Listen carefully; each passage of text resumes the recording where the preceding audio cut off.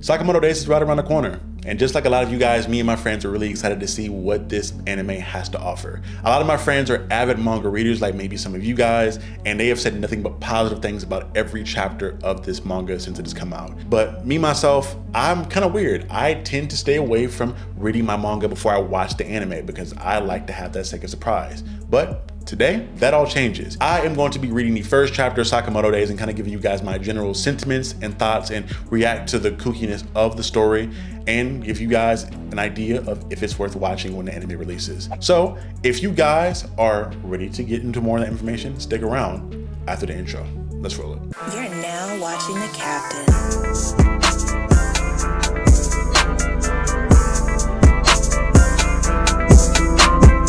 Sakamoto Days starts off very rapid pace. It does a really quick pace, at least in this first chapter of how it moves along. And it's something that I appreciate. Yuto Suzuki lets you know that in the first page that there is two things you really need to know. There is a character by the name of Taro Sakamoto, and he is the most feared and revered hitman on the planet in this world, bar none. That being the case, he not only tells us that from the jump, but right after shows us that in some of the confrontations that he has, because dude does some wild shit like cutting off a dude's head in a quick blitz, like quickly, not even with like a sword, but he's cutting dudes' heads off with like just regular knives. It's insane. Right after we're shown just how much of a badass Taro Sakamoto is, we're immediately shown that he walks into a convenience store one day randomly and sees somebody that is amazingly beautiful to him. Like, imagine the way me and a lot of brothers look at Meg Thee Stallion and just how we be, you know, some dudes be gooning. Gooners gon' goon. Boy, if you he kind of feels that way about his wife, and not only is he just like really attracted to her, he's like really flustered. You see him sweating, dude has veins coming out of his head. He is like in love with this woman. It's love at first sight for him. So, and he wifes up the girl that he's in love with, man. He gets the girl and immediately retires from being a hitman, gets married, has a child, and drumroll please, puts on a few pounds. Dude gets a dad bod. Dude is a happy retired father. Like, I imagine him having to kiss the cook grill apron on and having the slides, the dad shoes. Like, he is the full nine of a father. And the book lets you know over and over again that this man is out of shape and has a dad bod. But don't let that fool you. You move into the story a little bit later and you're shown that he's in a shop. He's essentially running the convenience store that he met his wife in. And we are shown just a little bit of what Sakamoto is about. He is a man of few words, really laid back. He really reminds me a lot of Saitama from One Punch Man in the way that their mannerisms are. Like, he's really just kind of laid back and reserved. But he's a man of action. That is shown through a little sequence we get where there is this kid that's in the store that I guess comes around a lot, and he's essentially trying to finesse the Sakamotos out of some free juice. Dude is saying, hey, I'm gonna put a target up on this door over here, and I'm gonna shoot it with my suction gun. If I hit it, I need that free juice, OG. I need you to come up off that orange juice. He needs it in his arms. He's a fiend for it. While he's playing around shooting the suction gun, he then accidentally spills some kind of juice or some food onto another customer that was coming in. I kind of understand him. Bro was fresh to death. He had his like brand new all white pants on, had that shit on thinking he was about to just enjoy his day with his fit. Well, that was not gonna happen because the kid wastes food on this guy's brand new white pants, and he's understandably pissed about it because, bro, I understand you. FTK. Fuck them kids. The guy then proceeds to really like cock back and try to give this kid a haymaker. He's about to sock this little nigga out. But we're shown that Sakamoto, like I said before, is a man of very few words, but is a man of action. He like reflexively just like blitzes to this guy and grabs his arm and then stabs him in the neck with a ballpoint pen. Like, bro, I get that you're not supposed to hit kids. I understand that. But damn, you just off this man immediately for that shit. It was crazy the way he did this. But we're then shown that he didn't really do this. There's a character by the name of Shin that makes himself known. Shin, in the backstory of this manga, we're told that he is a ex-partner of sorts of Mr. Sakamoto. He worked with him back in the day on a couple assignments and kind of looks up to him as a mentor figure. And we're also shown that this world has a little bit of supernatural aspects to it because Shin is what the book calls clairvoyant. But from my perspective, I think it's a little wrong. So To explain, for people that are not aware, at least from my understanding, clairvoyance is a idea or a power that allows someone to kind of see into the future. You can kind of get an idea of what's going to happen in the near future, maybe the distant future. What Shin has is what I would perceive as telepathy in a sense, where he's able to read someone's mind, see an image they're thinking of, hear their thoughts and things of that nature. So he is able to see what Mr. Sakamoto wanted to do. So the stabbing in the neck with the pin, that's what he wanted to do. What he realistically did was just squeeze the dude's arm really hard and kind of scare him off, which is insane. So this is a little cool sequence because it does a couple things. One, it showcases just how dope Mr. Sakamoto is in regards to how fast he is and kind of showing you that he's very much so still capable even though he's out of shape. But two, it shows you just how kind of fucked up dude is in the head. Because I get that this guy was gonna punch a kid, but like his immediate thought and immediate reflex was to stab this dude in the neck. It's something that he saw himself doing. And it's kind of insane because you see a lot of that in this chapter and some of the other chapters throughout the rest of the book where Mr. Sakamoto is very much so like hyper violent still. Even though he's not an assassin or a hitman out there killing people, like if he thinks you're about to do wrong or you do some shit he does not like, he will take it from like 0 to 100 real quick. There is no giving you second chances. There's no giving you warnings. It's like, hey, don't do that shit or I'll kill you. Hey, pick up that food or I'll kill you. Hey, throw that meat up before I get home so I can cook this chicken or I'll kill you. It's that kind of time that he's on. There's no telling you multiple things at a time. So getting directly back into it, Shin has kind of let Mr. Sakamoto know like, hey man, good to see you again. Hey, it's me, I'm Shin, you probably remember me. I'm really impressed because you were really gonna stab that dude in the neck with that pin, that's crazy. And before he can get another word out, Mr. Sakamoto like smacks Buddy in the face and like gives him like an open palm strike across the cheek. Like damn near breaks his neck, it's insane. But we're then shown in the next panel that this too was just like an immediate thought that he had. And like I said before, it kind of goes to show that how like crazy Mr. Sakamoto is, because Mr. Sakamoto's like immediate thought wasn't to introduce himself or like say, what's up, old boy, how you feeling, da-da-da-da, it's good, I haven't seen you in a long time. It's, no, I'm gonna kill you. All because he was sitting on his desk. Mr. Sakamoto is like the epitome of like a black parent to me, where it's like, hey, Ma, how you doing? Nah, little nigga, take your shoes off of my door. It's that kind of thing. He's like, don't sit there, don't do this. I'm not worried about none of that other shit. Make sure you're in line when you're in my house. And that's what I gather from this. But it's funny, but again, it's even crazier that like his first thought was to kill this man, not to just reprimand him, but to murder him. So eventually, Mr. Sakamoto and Shin sit down and have a little bit of a conversation. Shin, without wasting any time, is essentially just like, hey, bro, you need to get in the field again. You need to get active. We need you to be a hitman once again. Like, what is going on with you? Why are you sitting around like this? We need you to go kill people again. Like, why are you just wasting your talents here at this convenience store? You were a literal legend. He's like looking at him and it's like, damn, bro, you used to only eat field rations and be like the most in shape assassin ever. And you're dad now. You got the dad bod now. You got the gut hanging over the belt line. You got that gut. That being the case, Sakamoto is just like, no, bro, I'm never going back to being an assassin again, and you can't make me. It's over with. And does not give him an additional thought after that. Mr. Sakamoto, like I said before, is a man of very few words, and his word is law, and he said what he said. Don't make him repeat himself. And you really gather this from this moment. Shin is kind of just like exasperated at this point, and it's like, hey, bro, you mind if I smoke? Let me go ahead and get a little cigarette. And we're then showcased just, even in this out of shape version of the character, we're showing just how OP Mr. Sakamoto is. And there's a good reason why I kind of compared him to Saitama earlier. Not just in demeanor and personality traits, but it's that whole aspect of he is just better than everybody from what I gathered in the story thus far. He is just exceptionally fast, exceptionally strong, and you're seeing that for the factor of when Buddy goes to light up this cigarette, Mr. Sakamoto like slices it in half with a box cutter, like before Shin can even register what happened. It's kind of insane.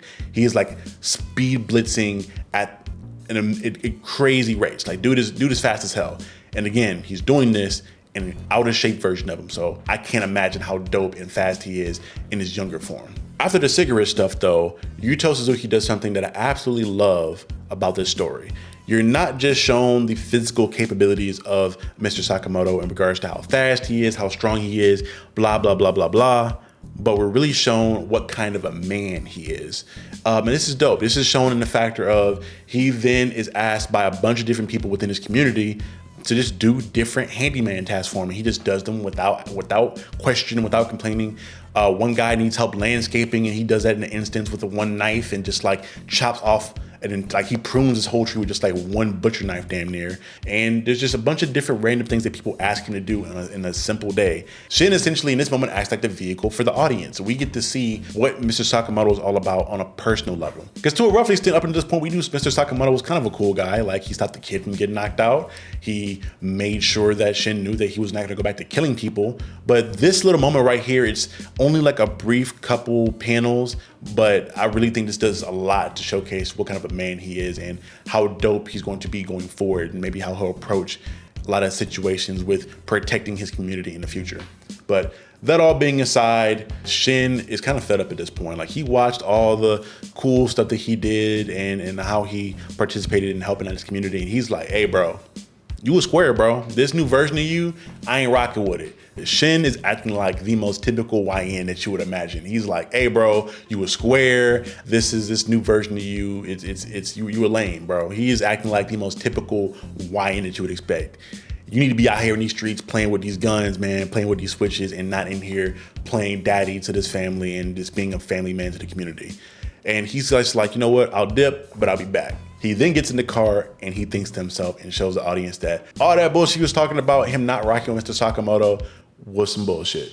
Because he literally like monologues to himself and lets the audience know, although this man has all this weight on him, although this man is still a square in regards to how he helps his community, this man still is him and still has a astronomical amount of aura. Like, literally in the book, he lets this man know like he's cool as hell and he still has all this aura. Imagine like the first cool person you saw and how much you love them. That's Mr. Sakamoto. Like, I can't describe how much aura this man has. And this is, just me speaking from the perspective of Shin here. Call Mr. Sakamoto what you want to call him his actual name.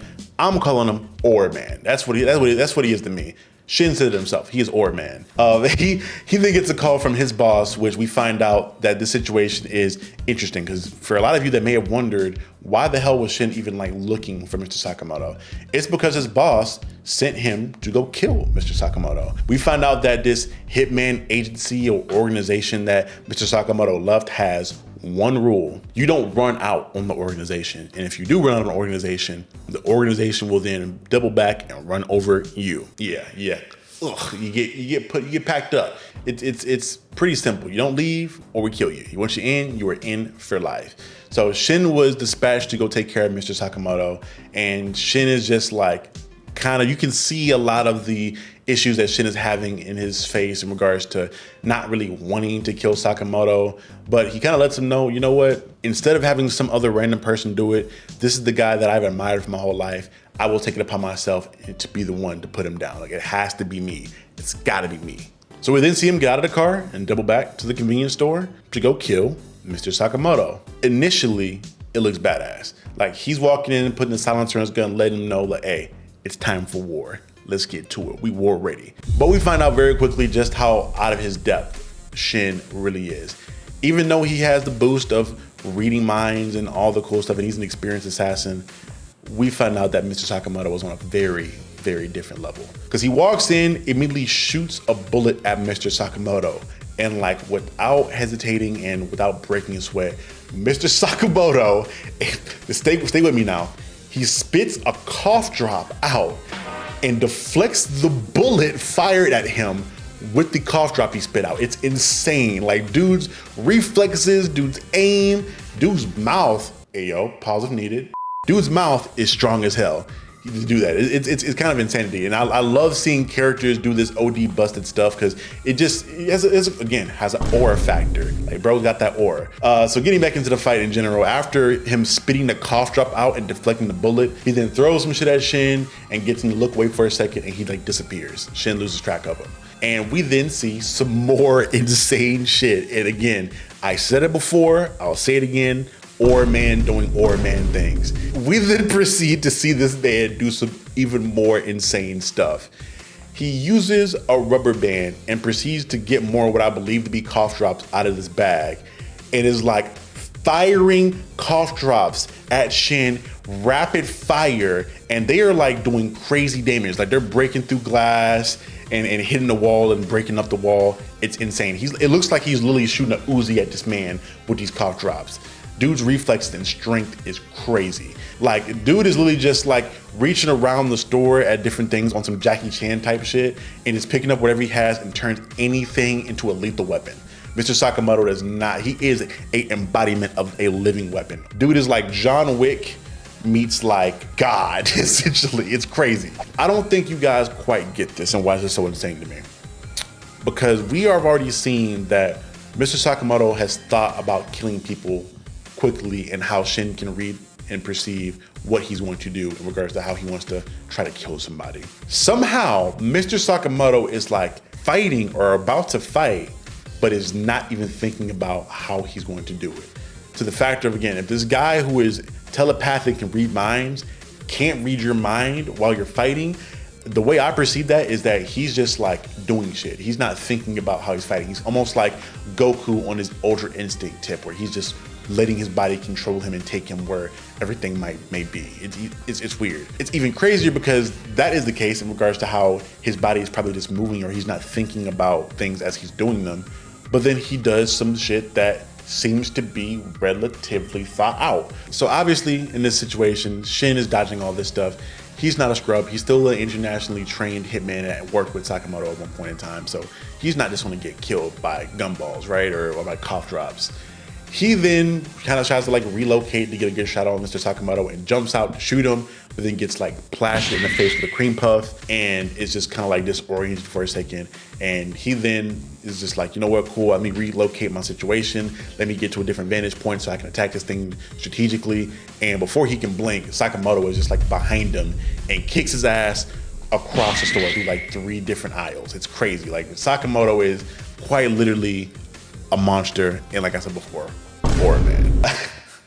This kick though was not just a kick, it was the kick that ended the fight and it knocked Shin the hell out. Shin then wakes up on the 2nd floor of the convenience store in like the housing area of the family. He's kind of waking up disoriented, like, huh, who, huh, where am I, what's going on? We find out that Shin got knocked out, they patched him up, and he is now invited to dinner. He's eating dinner with the Sakamoto family. And this is something that I find very interesting because you don't really get a gauge or a grasp on Mr. Sakamoto quite yet. Obviously, this is the first chapter, so I don't expect to get everything, but we just don't understand. He's like an anomaly. Like I said before, he's very much so like Saitama in the sense of like he just does shit, but at least Saitama has some sort of a motivation. We don't really know what Mr. Sakamoto wants to do outside of just be a family man, which that could just be it. And why he would spare this man who tried to kill him in front of his family after he thought about murdering a guy with a ballpoint pen for punching a kid. So I don't know here. There's some stuff that I'm interested to see as I go forward reading more of the story. That being said, we then are shown why Mr. Sakamoto may be a little bit heavier than he was back in his heyday, in his prime. This essentially opens up to them eating dinner. Like I said before, Shin's invited to dinner after getting knocked the hell out. And Mrs. Sakamoto asks Shin, because they're eating rice at dinner, she's like, hey, how much rice do you want? Would you want a super serving, a ultra serving, or a mega serving? I don't know if you guys have ever been overseas in Japan, but like in my mind, I like to think that they don't eat as much as Americans do. The super size me shit is something that I thought was exclusive to America, but apparently over there, Mrs. Sakamoto is cooking like a Southern black grandma, where she's just like cooking enough food to feed a village. Because if on a daily basis, Mr. Sakamoto's eating that mega size serving of rice, I can understand why he put on a little happy weight. He's got a beautiful wife who can cook and is giving him piles and piles of fire food. Hey man, give me the dab batsu. I'm not mad at it. I'm not mad at it at all. Shin then says, you know what? I'm a little hungry. I can eat. Let me just get a regular serving, a respectful amount of food. I don't want to go crazy. And in his mind, he's thinking, hey, I'm an assassin. If they're trying to poison me, I've trained for this. I've trained to resist poisons and all that good stuff. Once he eats this food, we find out that Miss Sakamoto is not just giving out helpings and helpings of food, but the food's good. I get it, Mrs. Sakamoto, or man, I get it. I understand why you put on some weight and why you get the dab bod. Because if your girl is beautiful and cooking like this and giving you pounds and pounds of the food, hey man, Be a dad, put on a little extra weight. You good, you still capable, you still got that dad strength, that dad speed, it's cool. We find out that this is the main reason why Mr. Sakamoto quit killing, to protect this everyday comfortable life. Bro has a beautiful family, a cool community, he's an entrepreneur, has a business. He's living his best life and there's not much for him to complain about. So he is just quitting killing for this reason here. And not only us, but Shin gets that perspective as to why that's the case. And he's like, you know what? I'm no match for Mr. Sakamoto. I can't kill him. Let me just leave. I'll leave him the fuck alone and go discuss with my boss as to why we shouldn't kill him. So we then transition to a scene where Shin is speaking with his boss. He lets him know, hey man, I failed. I couldn't kill him, but I ask of you, I beg of you, I plead of you, please let Mr. Sakamoto live. If you do, I will take my own life as compensation for his. The boss is kind of taken back and he's like, why would you do this? I don't really understand, it makes no sense. And we really get an insight as to the kind of person that Shin is in the same story. He doesn't want to point a gun at his hero. He loves Mr. Sakamoto that much, and he left that much of an impression on him where he's like, yeah, bro, I'm never gonna try to kill Mr. Sakamoto again. I can't do that. It really hurt me to try to do that the first time. So I will take my own life for retribution for his, let him go, let his family live, and we'll call it square. As you can expect from the art and the way that this boss is depicted, from the sunken eyes and the shadiness, he's pretty evil.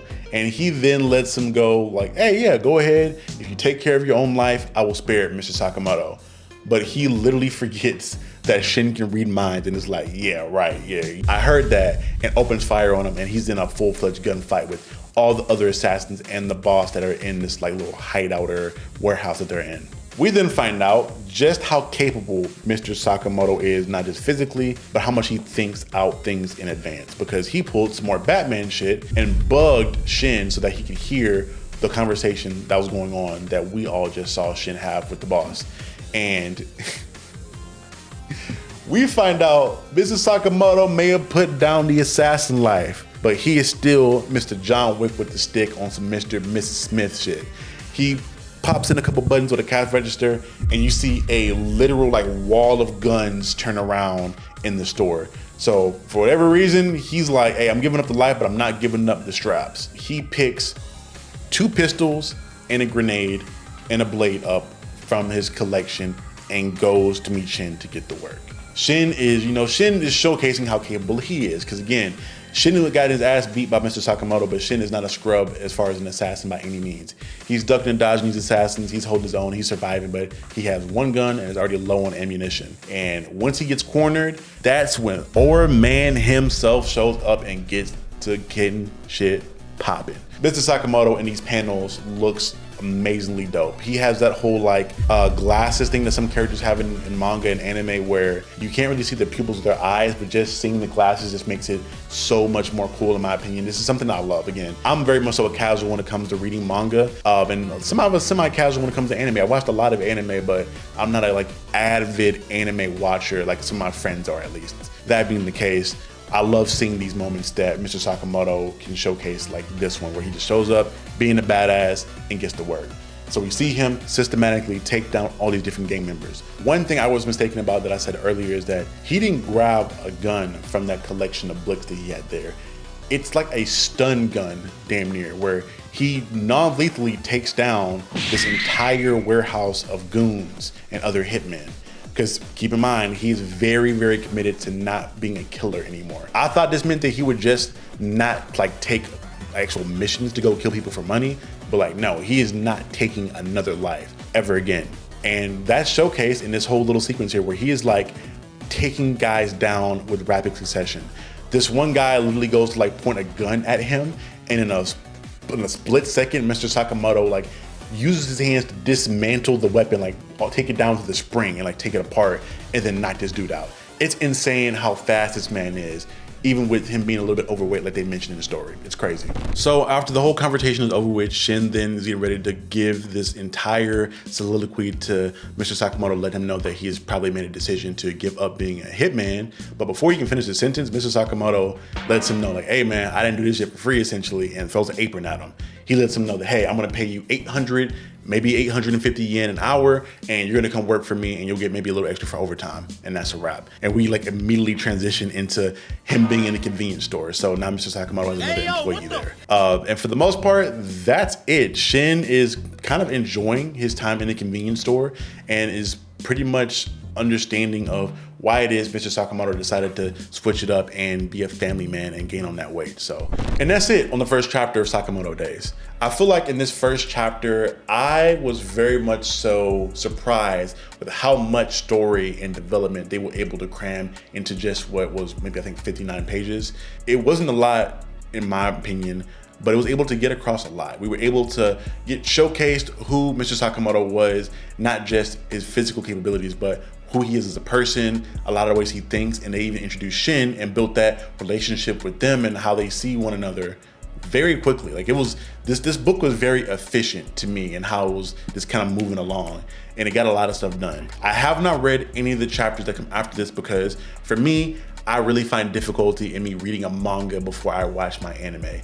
I feel like the aspect of surprise is there, and I don't want to just see what I've already saw, if that makes any sense. You know, I may just be chatting, but keep it at that. That being the case, if you guys do want to see more of my content on Sakamoto Days, you won't have to worry about me reading the manga, but I'll be reacting to the actual show here weekly and getting up on the channel. So you guys can tune in week by week and watch it for yourself, or maybe watch it with me, or maybe watch it and see what I have to think about it after the fact. But all that being said, if you guys have liked any of my yapping and yammering thus far in the video, please do me a favor and subscribe to the channel and like the video, and just be on the general lookout for more Sakamoto Days content. Each week I will be reacting to it, so if you guys want to see what I have to say about it, step on by and come talk it up with the captain.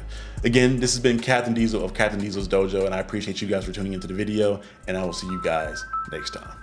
Peace.